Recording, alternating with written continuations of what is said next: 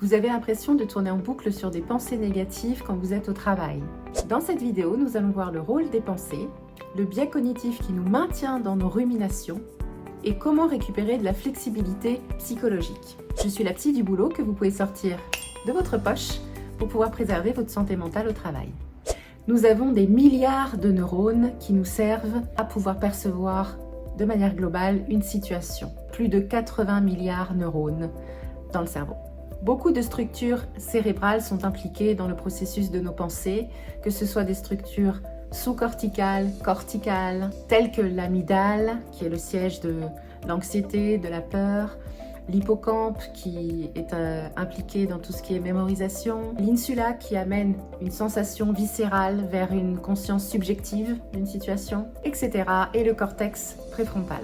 Toutes ces structures ont des neurones et ces neurones-là sont imbriqués dans différents réseaux neuronaux d'une très grande ampleur et d'une grande complexité. Pour vous donner un exemple, un neurone noradrénergique, donc qui fonctionne avec la noradrénaline, peut se connecter avec plus de 200 000 synapses. C'est colossal. On ne peut pas activer ou désactiver un état émotionnel. Il n'y a pas de centre unique spécifique à une fonction en particulier, mais à chaque fonction qu'on a, il y a tout un réseau de neurones qui traversent différentes structures du cerveau pour amener à une réponse. Et c'est la balance qui est faite entre un mode par défaut qui s'occupe de la régulation émotionnelle un peu basique, de la conscience de soi par rapport aux autres, du métabolisme cérébral, et d'un autre mode qui est plutôt exécutif et central, comme le contrôle cognitif de la pensée, par exemple, ou alors le contrôle attentionnel, ou les processus d'inhibition pour un comportement. C'est cette balance entre ces deux modes qui permet une régulation efficace, émotionnelle, perceptive d'une situation globale. Toute cette machinerie produit de la pensée. Nous sommes des êtres pensants. On ne peut pas s'empêcher de penser. Le problème, c'est lorsque nous restons bloqués sur des pensées relatives au passé ou au futur, mais à travers des schémas de culpabilité, à travers des biais de pensée, comme des scénarios catastrophiques, ou alors du filtrage mental, c'est-à-dire de voir uniquement le côté négatif d'une situation. Et on reste dans cette boucle de pensée et émotionnelle pendant des heures ou des jours. Or, nous avons un cortex préfrontal qui est impliqué dans tout ce qui est langage, dans tout ce qui est mémoire, dans tout ce qui est analyse de nos erreurs, c'est-à-dire tout ce qui vient constituer en fait de la pensée et qui est fait pour que nous puissions nous interroger sur le passé, pour pouvoir faire un bilan de certaines choses, pour pouvoir apprendre de nos erreurs, pour pouvoir nous développer. Par exemple, est-ce que j'ai mis mes limites dans cette situation avec mon responsable? Est-ce que la manière dont mon collègue m'a parlé m'a déplu? Est-ce que je ne devrais pas faire cette tâche quand je suis en télétravail parce que je m'aperçois que quand je suis au bureau, j'arrive pas à me concentrer? Et ce cortex préfrontal, il sert également pour l'activité future, c'est-à-dire pour planifier, pour organiser les différentes étapes de ce que j'ai à faire, par exemple, pour que ça se passe le mieux possible. À quelle heure je dois prendre mon train pour la réunion qui est à Paris? Est-ce qu'on se rejoint avec des collègues directement à l'aéroport? Etc. Cette capacité de notre cortex préfrontal de raisonnement, d'attention, de mémorisation, nous servent à agir sur ce que nous pouvons contrôler et avoir du coup la conscience de notre efficacité à avancer. Et c'est ce sentiment d'autodétermination dans ce que je fais, par l'action, qui me permet d'avoir un sentiment de bien-être, de santé mentale. Par conséquent, face aux situations que je peux rencontrer dans le travail, je ne suis pas censée avoir des pensées et des émotions qui durent pendant des heures et qui m'empêchent de faire ce que j'ai à faire. Donc de rester à ruminer pendant des heures sans que ça débouche sur une action ou alors sur une décision à finalement laisser glisser cette pensée parce que ça n'est qu'une pensée parmi tant d'autres que le mental produit. Et laisser filer cette pensée, c'est du coup pouvoir continuer à faire ce que j'ai à faire dans ma journée. Mais si je pense que ma pensée en boucle est vraie et qu'elle est la seule manière de voir les choses, qu'il n'y a pas d'autres alternatives parce que je ne les vois pas dans ma perception de voir les choses, c'est là où ça peut se gâter selon les situations. Il est tout à fait normal de rester quelques minutes sur des pensées et qu'on ait des émotions pendant quelques minutes par rapport à ces pensées-là quand on est dans une situation. Mais pas des heures ou des jours en augmentant l'émotion que j'ai négative. Ce qui nous maintient dans nos ruminations pendant autant de temps, ce sont des biais cognitifs, c'est-à-dire des raccourcis qu'on peut faire par rapport à une situation que fait notre cerveau dans son interprétation de la situation. Et il y en a un particulièrement présent chez tous les êtres humains qui s'appelle le raisonnement émotif. Il se déroule de la façon suivante. Imaginons que vous avez un collègue qui ne vous a pas parlé ce matin. Nous allons imaginer que cette situation est réelle. Vous pouvez très bien avoir une pensée, par exemple, mon collègue m'en veut. Ça, on est d'accord que c'est une interprétation. J'aurais pu me dire autre chose, mais c'est ce que vous vous dites. Mon collègue m'en veut. Cette pensée, elle va générer automatiquement une émotion, par exemple, la culpabilité. On est d'accord que ce sentiment de culpabilité, ça c'est bien réel. C'est psychobiologique, c'est biochimique, voilà, c'est une réalité corporelle. Vous la sentez cette émotion-là, elle est bien réelle. Eh bien, le raisonnement émotif, c'est un peu comme si le cerveau perçoit cette émotion-là, et comme cette émotion-là est liée à cette pensée vous paraît parfaitement réelle. Aussi réelle que la situation en elle-même. Or, c'était bien une interprétation. Peut-être que c'est vrai, peut-être que votre collègue vous en veut. Mais ça peut être faux. Il y a peut-être d'autres alternatives d'explication de cette situation. Il va y avoir une boucle à ce moment-là parce que vous êtes collé à cette pensée que vous pensez réelle et une boucle va se faire émotionnelle et cognitive.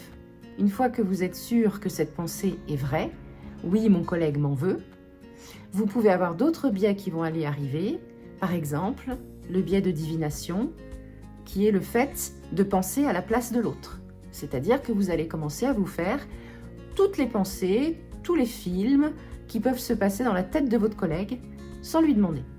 Vous faites de la divination. Vous imaginez ce qui se passe dans la tête de votre collègue. Vous pouvez avoir aussi un autre biais, le biais de confirmation d'hypothèse, c'est-à-dire que le cerveau, à partir du moment où il interprète quelque chose, il aime avoir raison. Donc, il va chercher toutes les fois qui peuvent confirmer cette hypothèse-là.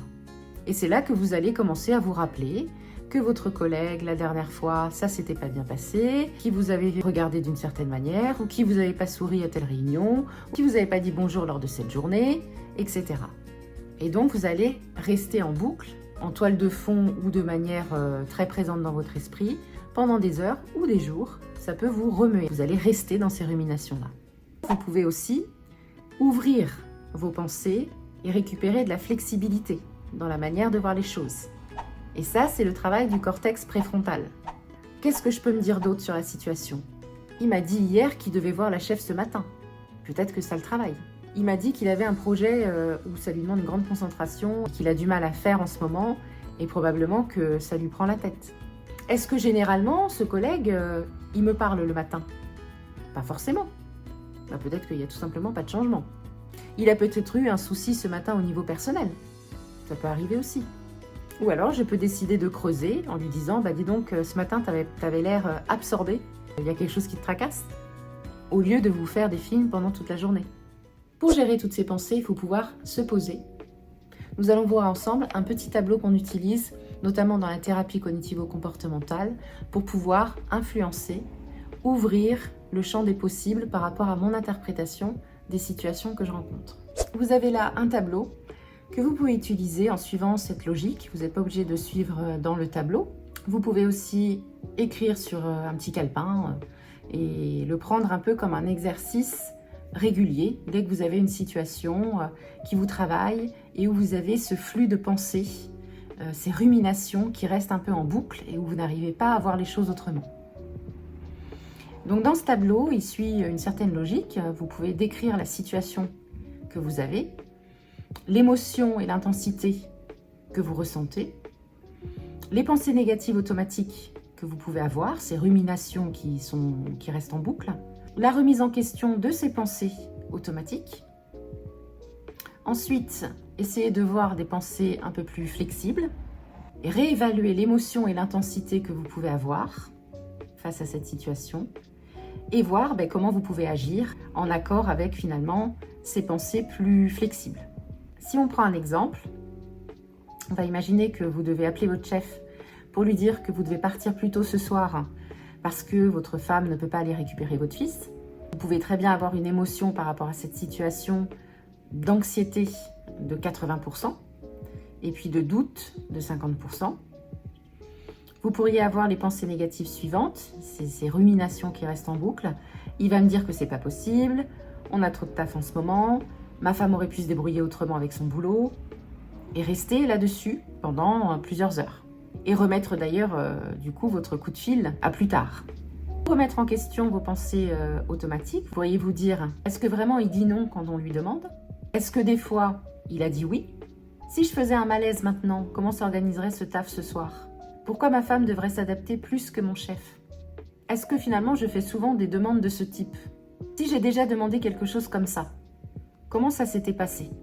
Vous voyez, vous essayez d'ouvrir le champ des possibles, de ne pas rester sur des certitudes comme vos pensées négatives automatiques et ruminations, mais plutôt d'ouvrir votre pensée. Face à ça, vous pourriez en déduire que, bon, finalement, je vais lui demander et voir avec lui s'il a besoin que je priorise quelque chose avant de partir. Je vais lui expliquer pourquoi je dois partir plus tôt. Si besoin, je garde en tête les exemples où j'ai arrangé les collègues ou que je l'ai arrangé lui. C'est juste une demande de partir plus tôt. Ça arrive tous les jours dans toutes les entreprises. C'est quelque chose de commun. Donc de revenir aussi sur des choses plus factuelles. Et finalement voir qu'en termes d'émotion et d'intensité, oui, vous avez encore un peu d'anxiété, mais elle a baissé, de 80 à 50%. Et puis le doute a également baissé. Et de ce travail-là d'ouverture d'esprit, vous pourriez très bien vous dire, bon je vais décider du moment où je vais lui en parler sans attendre au dernier moment. Trouver un moment plus propice pour justement l'appeler. Ça n'est pas éviter l'appel à cause de mes ruminations. C'est finalement avoir réfléchi à différentes pensées qui peuvent être tout à fait vraies également, et du coup avoir une influence sur mes émotions, et du coup sur le comportement en lien avec mon émotion.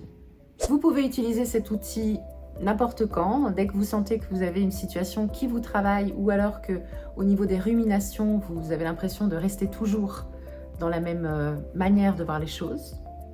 Au départ, c'est bien de poser les choses par écrit, parce que ça permet d'avoir une attitude un peu d'observateur et pas de victime de toutes ces pensées et ruminations, mais plutôt de mettre un pas de côté. Après, une fois que vous le pratiquez, vous avez ces questionnements qui permettent de remettre en question mes ruminations, qui peuvent être apprises un peu par cœur et qui peuvent vous aider à faire ce travail assez rapidement dans une situation, sans forcément avoir besoin de l'écrire. Si vous avez aimé cette vidéo, je vous invite à regarder d'autres vidéos sur la santé mentale au travail. Vous pouvez aussi soutenir la chaîne La Psy du Boulot en vous abonnant, en activant la cloche. Et en attendant, je reste dans votre poche.